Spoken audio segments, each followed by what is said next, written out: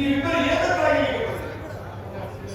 ವಾಸುದೇವ ಪಾಂಡವರಿಂದ ಯುದ್ಧವು ಸಂಘಟಿಸಿದೆ. ನನ್ನ ಪಕ್ಷವನ್ನು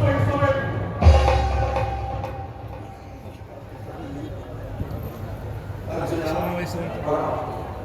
ನೀನು ಕೂಡ ಯಾವ ಸಹಾಯವನ್ನು ಬೇಡುವ ಉದ್ದೇಶದಿಂದ ಬಂದಿರಬೇಕು. ಈ ಉಭಯ ಸಂಕಟದಲ್ಲಿ ನಾನೇನು ಮಾಡಲಿ?